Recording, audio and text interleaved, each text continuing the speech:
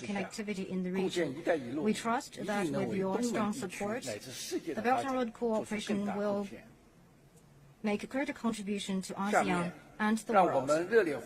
Next, let's warmly welcome His Excellency Imran Khan, the Prime Minister of Pakistan.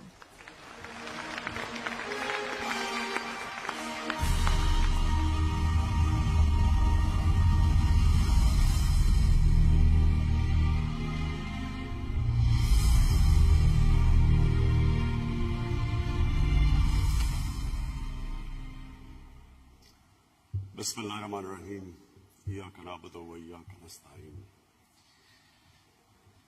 Excellency, President Xi Jinping, esteemed world leaders, distinguished participants, ladies and gentlemen.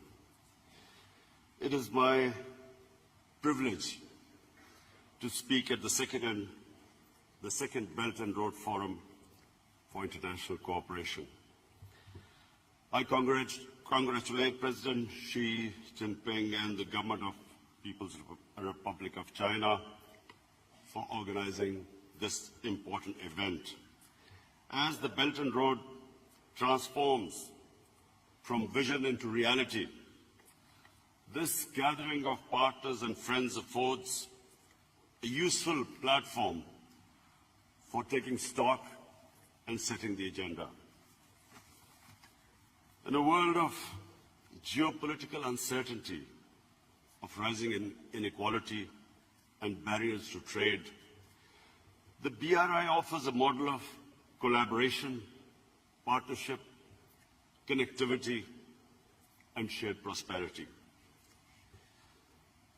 Ladies and gentlemen, BRI marks a new and distinct phase in the onward march of nations of the world along the path of globalization. The presence of so many world leaders today is a proof that we choose hope over despair and cooperation over confrontation. 122 states and 49 international organizations have signed on to the BRI's vision, and this is a historic and a monumental development. Distinguished participants, Pakistan is proud to have partnered and pioneered with China in this transformational endeavor. We have been among BRI's earliest and most enthusiastic proponents.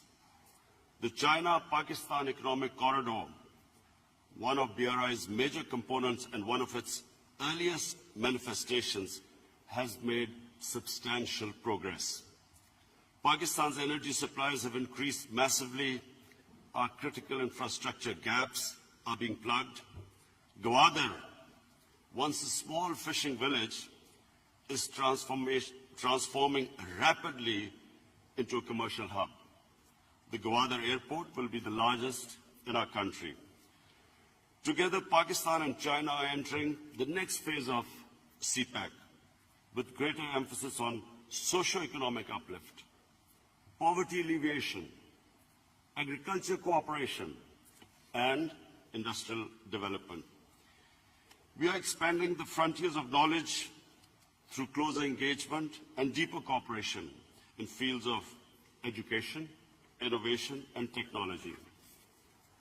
Along the length of the corridor, special economic zones are set to come up, offering opportunities for investment for Pakistani, Chinese, and foreign entrepreneurs.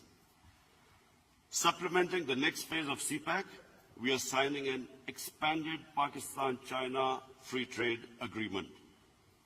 We are changing Pakistan's economic landscape and, inshallah, the destiny of our people. I want to thank China and its leadership for their unwavering support for Pakistan.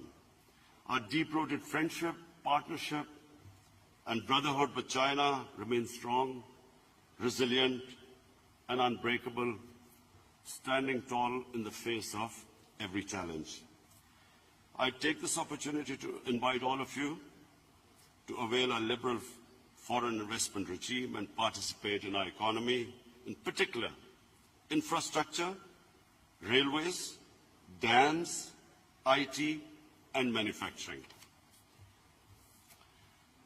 Distinguished participants, as the Belt and Road Initiative takes a further concrete shape, I suggest we direct our efforts and focus on the peoples of our country and towards addressing impediments on the way to sustainable growth.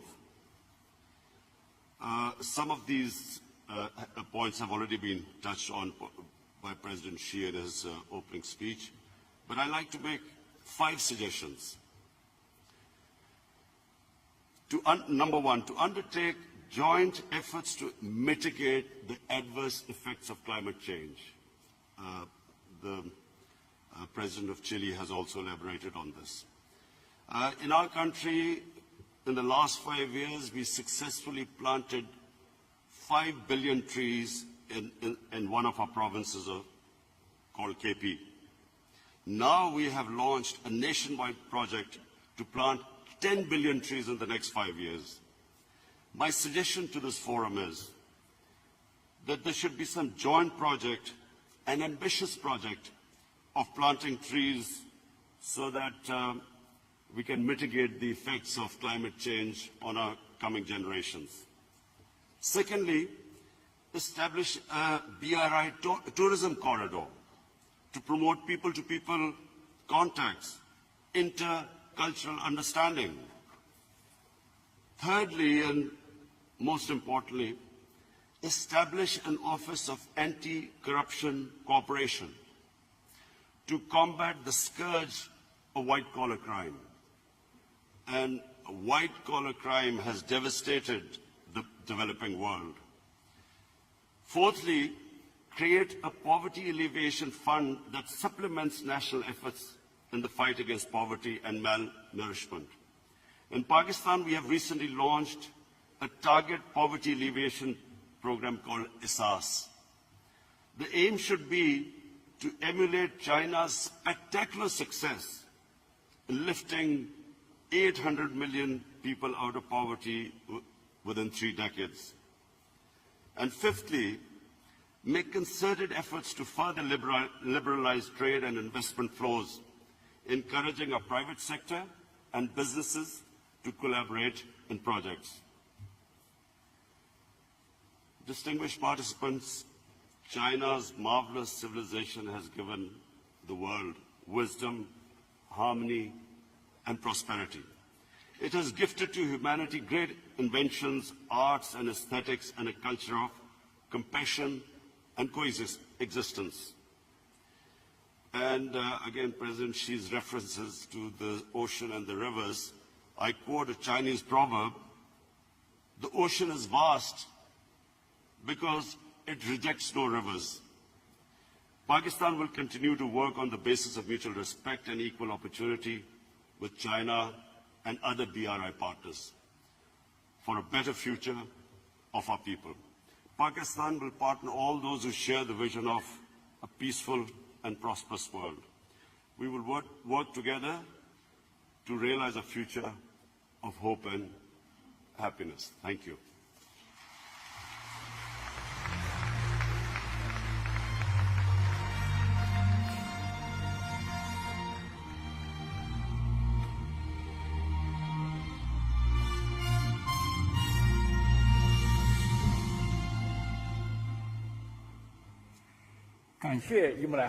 Thank you, Prime Minister Imran Khan, for your speech. Pakistan is an important cooperating partner in the Belt and Road Initiative. The CPEC has reaped fruitful results, and it promoted economic and social development in the country, play an exemplary role in international Belt and Road cooperation. Now please join me in warmly welcoming His Excellency, Secretary General of the United Nations and